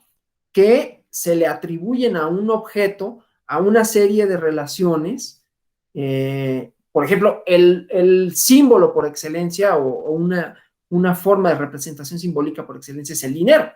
Se le atribuyen significados, se le atribuye una cuantificación a un papel, nada más porque dice 100 y el otro dice 200, pero sus propiedades físicas son las mismas. Se hace un análisis químico y es exactamente el mismo papel, ¿no? Bueno, un dólar con relación a un peso, uno dice 1 y el otro dice 20, resulta que el que dice 1 vale más que el que dice 20, o casi lo equivalente, ¿no? Hay una representación simbólica ahí, hay un significado que se va construyendo históricamente, que tiene relaciones políticas. Bueno, eso es el alcance de los símbolos. Entonces, en la interpretación del símbolo, considera Ricoeur que tiene tres funciones principales, ¿no? La, aquí me río porque luego también, digamos, sí entiendo al pobre de Bunge dándose de golpes contra la pared, tratando de entender de qué demonios hablaban estos cuates cuando dice Ricoeur que tiene tres funciones, una es cósmica y otra es onírica, ¿no? Pero que mantienen una conexión con la realidad. Y la tercera, que es una función poética, o sea, aquí ya estamos así, como que, híjole, ¿de qué demonios están hablando, no? Desconecta el símbolo de la realidad, ¿no? Establece un nuevo contacto con ella. Esta desconexión en el caso del símbolo produce razonamientos por analogía, ¿no? Pero bueno, lo importante es que el símbolo, como la metáfora, tienen como constitutivo una duplicidad, dos cosas, ¿no? El doble sentido en el caso del símbolo, ¿no? La importancia de quién interpreta ese símbolo y que además este símbolo no nada más atribuye un significado por sí mismo, ¿no? Sino con relación a otras cosas, como esto que decíamos, del dinero, $1 y 20 pesos, ¿no? Que hay una relación simbólica de muchos tipos. Y ahí, dependiendo de cuál sea esa relación simbólica que uno quiere interpretar, entre otras cosas, puede interpretarse como el predominio de un sistema, de un país, de una política sobre otra, por ejemplo, ¿no? Entonces, bueno, esta es, ¿no? Y esto puede ser, ¿no? El peso frente al dólar, una metáfora también que nos hable de algo más allá de la simple relación simbólica entre dos monedas y sea la metáfora de la importancia cultural que tiene, bueno, una relación entre las monedas como metáfora, como representación, como idea, como discurso, que no estoy utilizando esos como sinónimos, ¿no? Sino como para diferenciar uno del otro, pero que puede significar entonces algo más amplio, ¿no? La relación asimétrica entre Estados Unidos y México, simbolizada por el billete de 20 pesos y el billete de $1, que el billete de dólar vale más. Bueno, es una metáfora en el sentido de que representa otras cuestiones que no están ahí explicitadas, ¿no? Más allá del símbolo mismo, que el símbolo es la construcción de un papel como medio de intercambio, ¿no? Entonces, hay una referencia que produce artefactos, modelos de la realidad, ¿no? En el caso del símbolo, que nos permiten ver el mundo desde puntos de vista completamente diferentes al punto de vista natural. Dos papelitos, ¿no? Que hacen referencia a modos de intercambio. Pero no nada más ese punto de vista, sino todas estas otras dimensiones que permiten ver el mundo como sí, ¿no? O sea, para una persona, esto de ver el mundo como sí tiene que ver con la experiencia de las personas que habitan y que están en esas relaciones, porque una persona de otro tiempo o de otro lugar, si pudiera, y llega y ve eso y dice, pues para mí no representan nada, representan, es más, ni siquiera tengo la referencia de que eso signifique un medio de intercambio, porque vamos a pensar, ¿no? Una persona que no se puede, pero si se pudiese, viene del pasado, no, pues es que mi medio de intercambio era la sal, ¿no? Pues a mí me pones un papel y eso qué es o qué. A lo mejor puede inferir de alguna forma que se trata de un medio de intercambio, de una moneda, pero no tendría esa metáfora que no es inmediata de, pues es que este tiene mayor valor porque es de una economía y esa economía es la más poderosa del mundo, no únicamente en términos económicos, en términos culturales, y ta.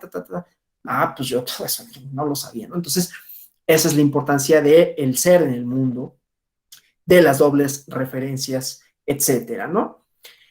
Entonces, bueno, estas partes, ¿no? De las manifestaciones simbólicas que tienen que ver con todos esos alcances que tienen las representaciones, los discursos, los nombres, etcétera, ¿no? Después, Ricoeur, en su teoría de la interpretación, me estoy yendo muy rápido, desde luego, ¿no? O sea, esto es el puro Ricoeur necesitaría, y todo esto de la hermenéutica, Gadamer, el propio Heidegger, o sea, hay tesis de doctorado que hablan de Heidegger, de un concepto, ¿no? Entonces, desde luego, esto es muy difícil de resumirlo en 2 horas y de, bueno, ya con esto va a quedar como completamente claro el concepto del estar y de la metafísica y de todo esto, ¿no? Pero bueno, las ideas que se van elaborando con relación a esto, ¿no? Entonces, la hermenéutica de Ricard decía, defiende la teoría de la interpretación que habla sobre la noción psicológica de la comprensión, ¿no? Como comprensión del otro, y que se van relacionando con esta teoría ontológica, el ser del texto. Y entonces la pregunta fundamental de su hermenéutica de la narratividad. Hay un libro bueno que es Tiempo y Narración, tiene 2 volúmenes y empieza a hablar desde San Agustín, ¿no? No tanto no importa quién habla, sino qué es un texto, ¿no? ¿Sí? Y un texto, dice, es un discurso fijado por la escritura, la cual hay que diferenciar de la palabra, siendo que la palabra es un acontecimiento que produce un locutor y la escritura fija un discurso no dicho, apela a la lectura y hace posible nuevos conceptos de interpretación. Vamos a relacionarlo con el derecho para que no quede así como, bueno, va, ¿no? La palabra, que es la manifestación, que puede ser la manifestación hablada de una persona en un momento dado, puede ser la palabra, vamos otra vez al ejemplo de familia, ¿sí? Es una palabra que hace referencia a una serie de cosas, pero cuando escribimos familia en un momento dado, vamos a hacer referencia a relaciones sociales específicas.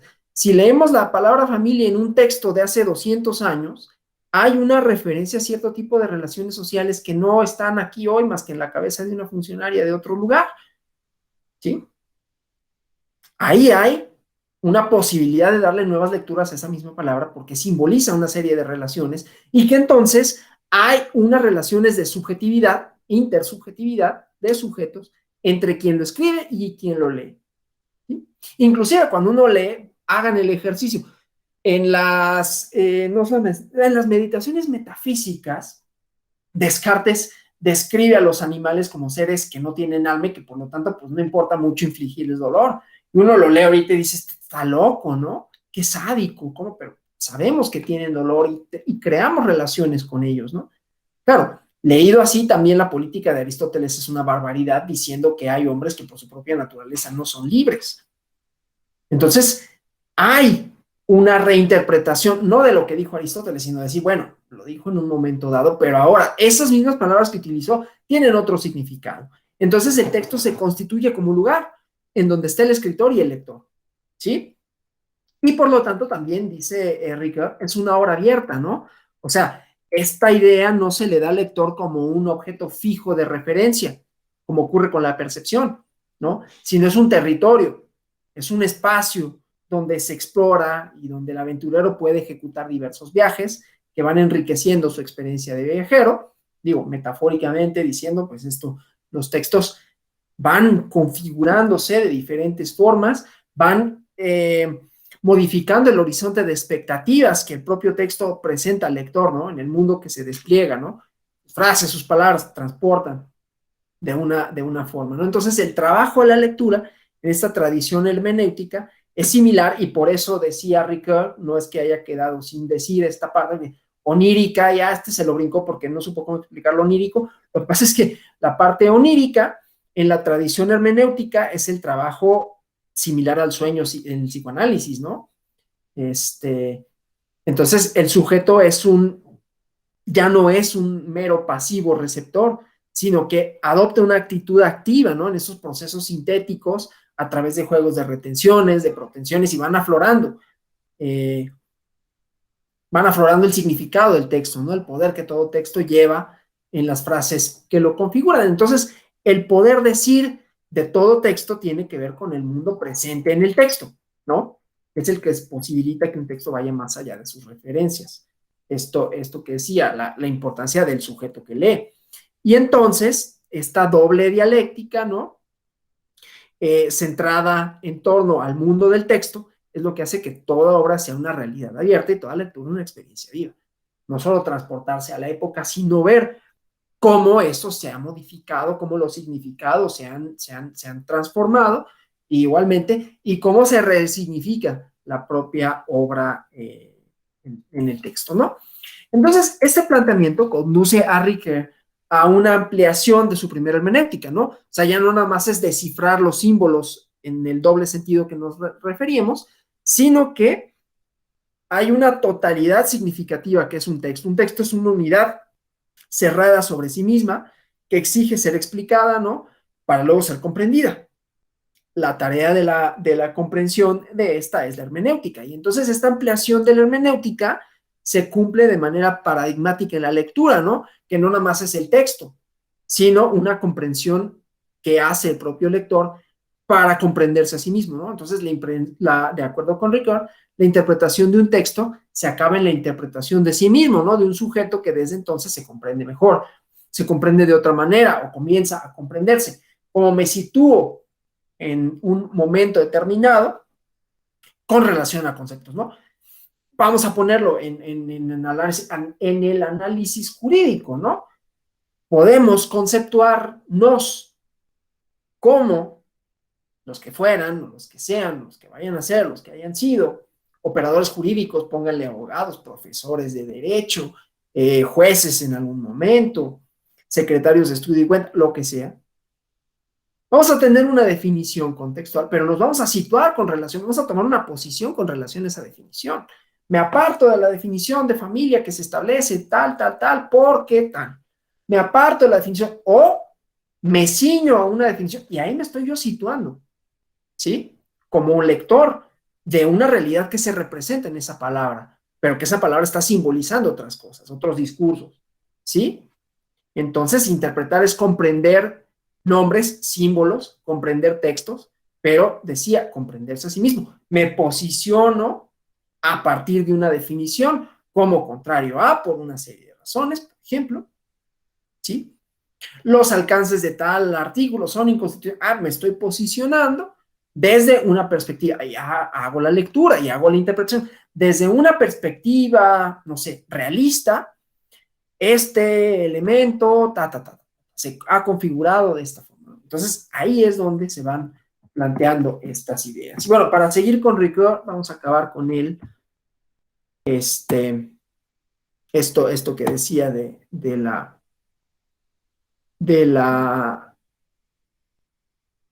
importancia que tiene el texto, la metáfora, ¿no?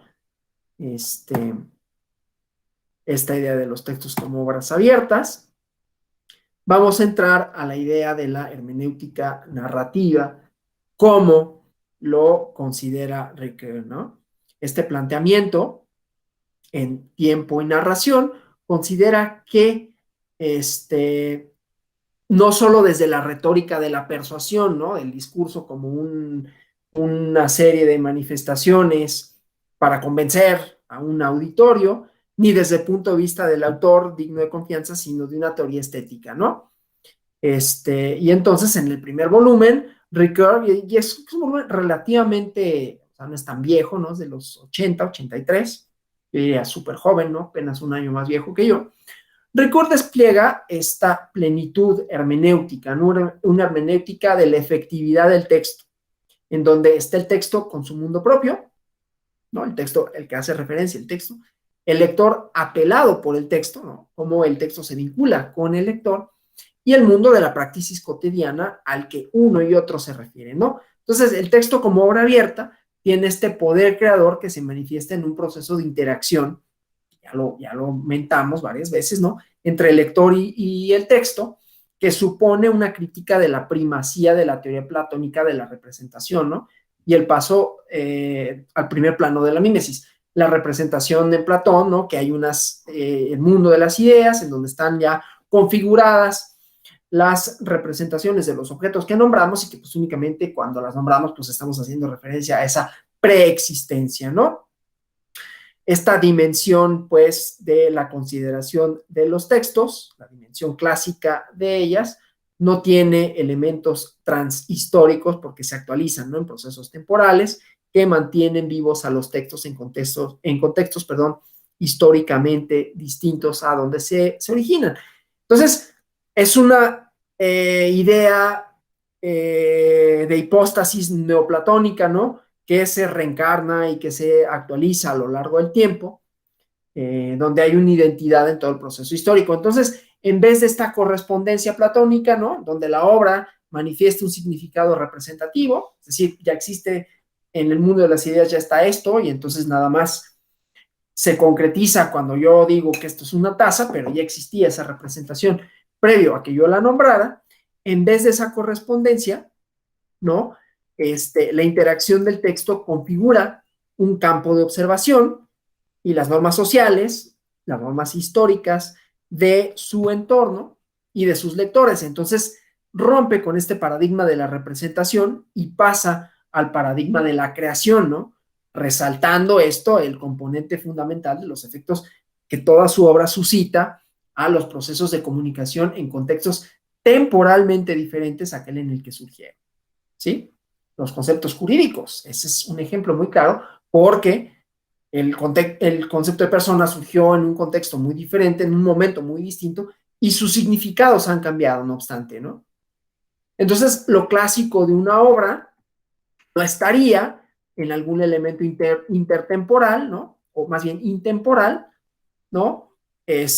Sino que va transformándose en el tiempo. Entonces, la historia de la verdad tiene que ver con la ontología del presente y pone su acento en la consideración de que la interpretación a partir de la escritura trae consigo que el aspecto más destacado de la teoría de la interpretación es la aplicación, no la referencia, ¿no? Una aplicación se cumple por esta mediación del poder subjetivo que tiene todo texto como acto de habla.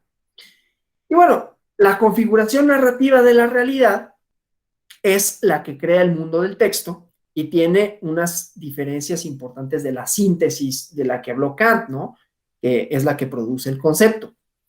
Tiene su fundamento en lo que Kant identifica con el yo permanente y la trama de la configuración narrativa tiene esta estructura intersubjetiva, cómo nos relacionamos con las demás, y esta dimensión intersubjetiva de la configuración narrativa implica la simultaneidad de contar y de seguir una historia, ¿no? Entonces, la base de la misma está, desde luego, interpretado de manera metafórica o utilizándolo de manera metafórica, el ser en el mundo significa contar, pero también estar en una historia, ¿no? No nada más en una historia entendida como narración, desde luego así, pero también significa que nosotros vamos configurándonos conforme vamos contando nuestras historias al mismo tiempo que estamos viviendo en ellas, ¿no?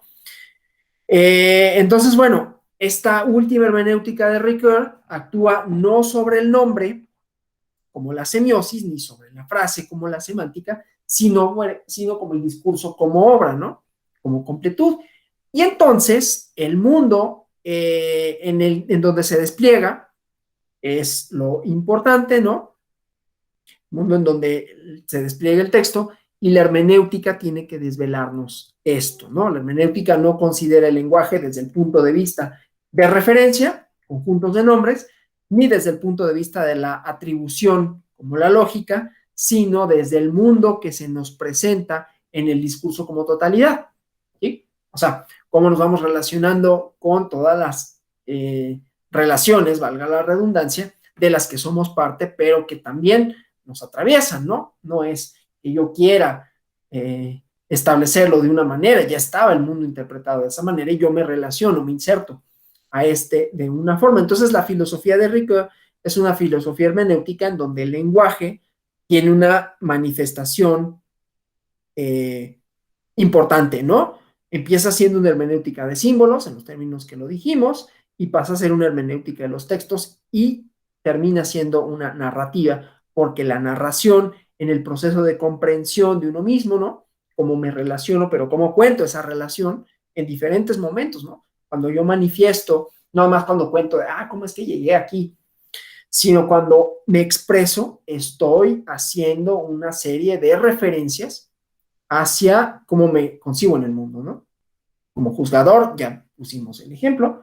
Como profesor, pues, yo lo he estado haciendo todo el tiempo, ¿no? Cómo me posiciono con relación al positivismo, sobre todo cierto positivismo y las reducciones que tiene. Cómo me posiciono con relación a un concepto de familia que utilizó una funcionaria en otro lugar. Y esto es la forma en que uno se va construyendo y relacionando con los símbolos, con las personas y con los significados. Entonces, la hermenéutica narrativa, en este trayecto de su filosofía, concluye en esta ontología fundamental en la que nos podremos detener, pero nos llevaría la siguiente hora del curso, ¿no? Mañana vamos a seguir con algunos otros autores, Gianni Vattimo entre ellos, que tiene una propuesta igualmente hermenéutica, para después hablar de ya concretizado cuál es la hermenéutica como herramienta de interpretación, las teorías de la interpretación jurídica, en las que también se inserta la hermenéutica, y cómo podríamos referirnos a estas ideas, aunque ya lo he hecho más o menos, en términos jurídicos, ¿no? Entonces, bueno, no sé si haya hasta aquí una pregunta. Espero que, a pesar de lo árido que pueda resultar estos temas, les haya despertado algún interés, y picado alguna cosquillita por ahí de que digan, mira qué interesante esta forma de abordar las cuestiones, de problematizarlas, y cómo esto, decía al principio, implica una forma de conocimiento, una forma de entenderlo y una forma de estudiarlo, definitivamente, ¿no? En este caso el jurídico, pero como tiene todas estas otras posibilidades y manifestaciones. Bueno, no sé si hay alguna pregunta, algún comentario hasta aquí. Sí, Omar, Alejandro, por favor. Gracias, doctor. Hablando del lenguaje y de nombrar las cosas, ¿le puedo contar un chascarrillo? Adelante, por favor. ¿Cómo se dice en cavernícola estrella fugaz? ¿Cómo se dice?